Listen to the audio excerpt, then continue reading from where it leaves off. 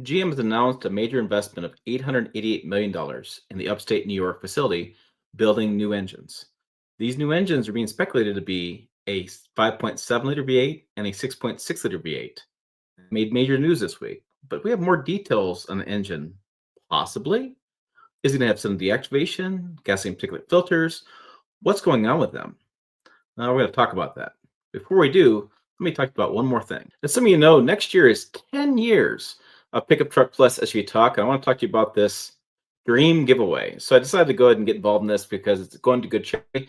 And I think this thing looks sweet, both of them. There's a Ford F-250 truck and bike combo, plus you give me money towards taxes on these. So I thought, you know what? You guys deserve something for sticking around for 10 years because it's been a long, fun run. Listen to me talk too much on camera. But there's an optional promotion code, PUT3X. You get bonus tickets with your donation amount. Donation goes to several veterans and children's charities. You can see the amount on the right. So like $25 gets you 40 bonus tickets. So you actually end up with 60 total tickets. Enter to win the 2025 Harley Davidson F-250. It's actually with Fox Factories doing the modifications of that. A limited edition Street Glide Harley Davidson. And I'll show you more details on these, but it's going to be the 6.7 liter high output turbo diesel and the F-250. And it's $40,000 in custom Harley Davidson edition upgrades. Then with the 2025 Harley Davidson CVO Street Glide, that's the 115 horsepower, 139 pound-feet of God Bless America torque. And in that, with the actually the technology, it's got the Skyline OS infotainment screen, 12.3 inches, and the fuel economy is amazing, 45 combined. But who cares about fuel economy with that? Sticker price on the truck is $91,000. Sticker price on the motorcycle is $134,000, and you got some partners there. You also get a trip with the motorcycle down to the Orange County Choppers Invitational, Roadhouse Invitational, May 15th to 17th, 2026. And this is what the bike looks like when I'm on this page. It looks pretty damn amazing.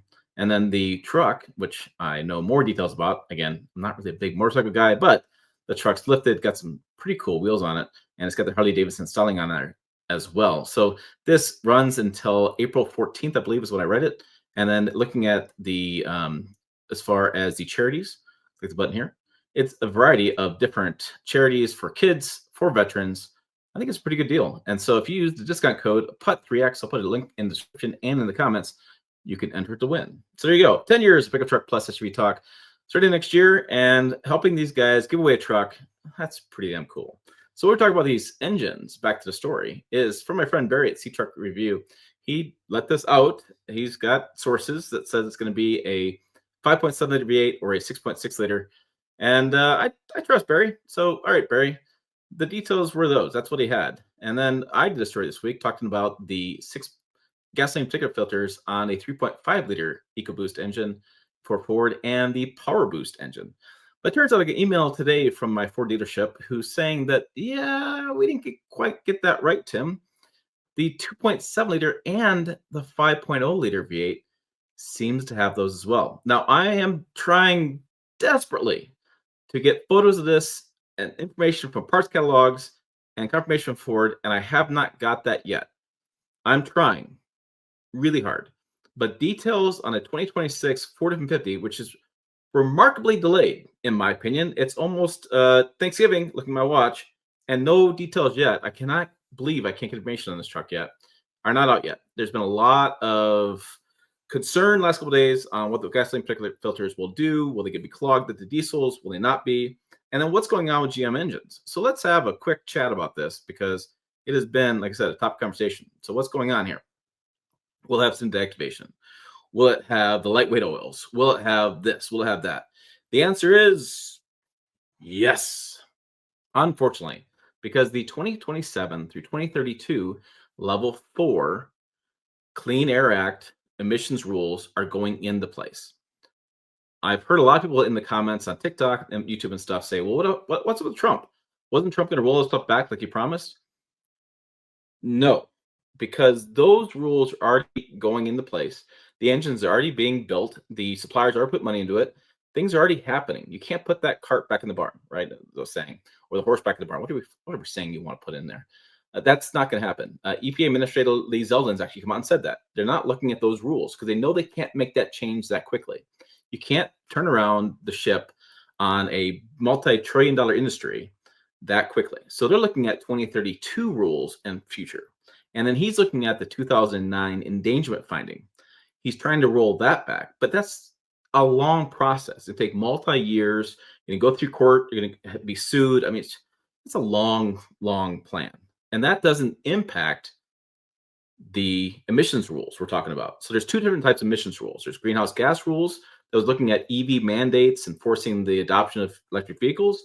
Then there's the rules that talk about CO2, NOx gases, criteria pollutants, which is in that group, and the particulate matter, right? So we talked about that as well. So environmental, public health, and then electric vehicles, kind of two different types of rules. And so right now, EPA Administrator Lee Zeldin's looking at the clean energy kind of EV rules, not the CO2 NOx rules. That's why when all the conversation came out about diesels and deleting diesel emissions equipment, that's why people said, well, Tim, you're an idiot. You're blip, blip, blip, blip, blip, blip, blip, blip, in the comments.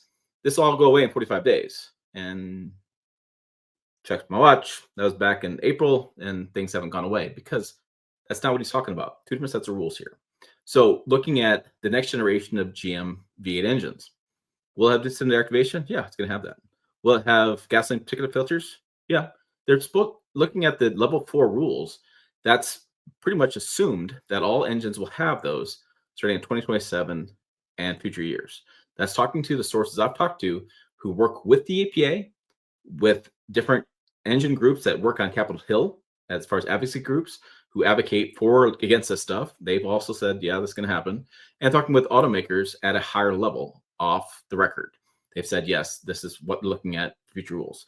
Do I have confirmation yet today? I do not have confirmation yet today, but that's what I'm expecting. I'm expecting these things to come out. Lightweight oils, yes. What are we seeing right now? We're seeing the Toyota RAV4, for example, just came out, the new one with 0 W8 oil.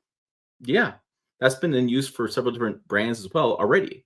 We're seeing this now with new trucks, 0W20, 0W40. We're seeing this movement. So I don't think we're going to see GM, for example, go back to 10W40 with no cylinder activation, with none of no turbos, no nothing. The ship is going this direction, guys. It'd be really hard for them to turn that back. Now, there's a lot of people in the comments going to say, what about durability? What about reliability? They're just making these engines terrible. Things are going to go worse. It's getting worse and worse and worse. Okay. That's definitely a very validated viewpoint. I'm not going to argue that viewpoint at all. Looking at the statistics and things, take what you will. Not going there. So, but that is what's happening. I can see those next generation V8s going that direction. I can see maybe a slightly better fuel economy. At this point, a truck is in a aerodynamic terms, a rolling brick down the road. At some point, you're going to have not as many gains as you can have. You're just not going to have that much growth as far as improvements to fuel economy. You're not going to add like 3 to 5 mile per gallon better. It's just not possible. Your return on gains is going to be very minimal.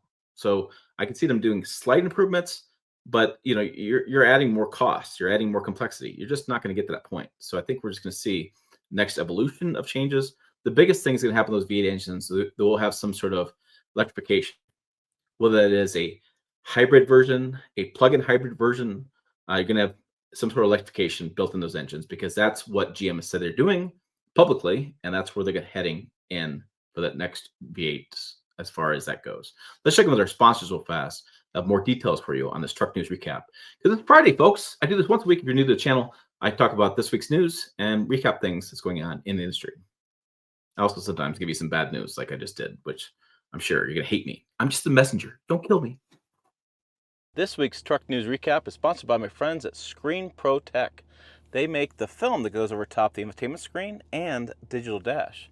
This is a great product. It keeps the smudges off, keeps the scratches off, and it actually makes the screen, for the infotainment screen, more of a tacky feel. So on long road trips, like I just finished a long camping trip, it was easier for me to pull up my music, pull up my podcast, and use the map. My finger didn't slip around so much on the screen, and it was easier to use those systems. I also kept off a lot of the smudges, fingerprints, and didn't have any scratches from, say, anything I was using. The screen still looks brand new. If I have any problems with it, I can peel it right off. I can order a new piece of film, go over top of it. It's like you would with a cell phone. It keeps that screen nice. So I'm not worried about any time in the future having a scratched screen, and I can keep that looking like brand new. Go ahead and get yours at screenprotect.com. About 60 bucks for the infotainment screen and the cover. They have it for all makes and models. Get 15% off. Use discount code pickup15. They make this nice little cylinder. It's like a boutique kind of cylinder. It comes with all your screens in there, and then they have a application that with a little applicator and a really nice high quality cloth used to clean it as well as after you apply it, and some spray to put it on. So easy to apply. I've had videos on the channel on how I've applied it, and it's held up on my truck and my wife's Ford Ranger. We've both been really happy with this product. So make sure you get yours. I really was looking for something for these trucks we buy that have these really big screens. Make sure I want it protected.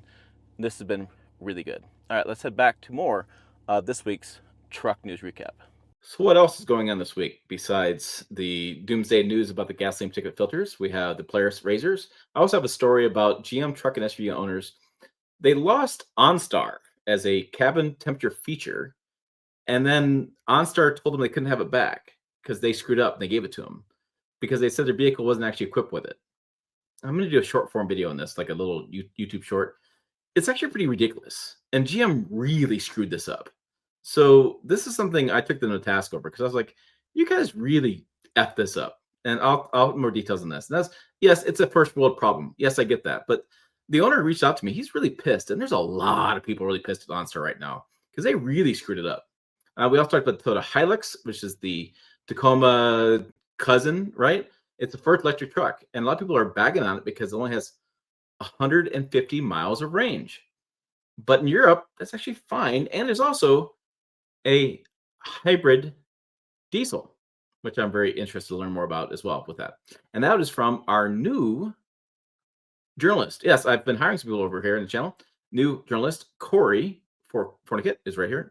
I guess I clicked on it. He's a young Czech Texan, so check out his style coming to the channel. So yeah, we have I've added 4 new people to the channel, so you can see some new faces and new editing style. I actually have a video editor now who's going to make me look all purdy on camera. So there's new changes happening there as well.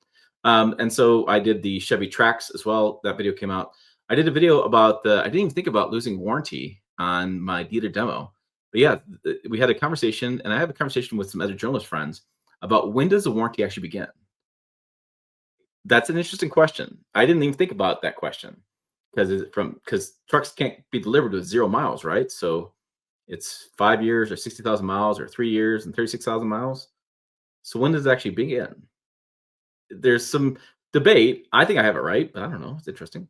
And then we have the gasoline ticket filters I talked about in the Hilux. One last thing I'll tell you guys before I let you go. Patreon. We're doing some Patreon over there. I have some friends reach out to me. They want me to do more stuff over here.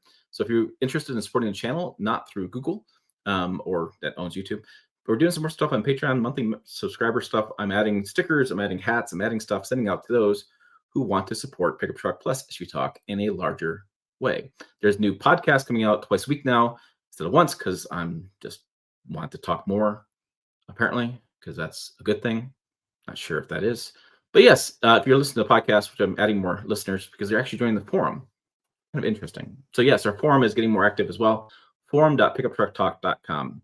Yes, next year, 10 years Pickup Truck Plus SUV Talk, adding new people on the channel, hiring more people, doing truck giveaways.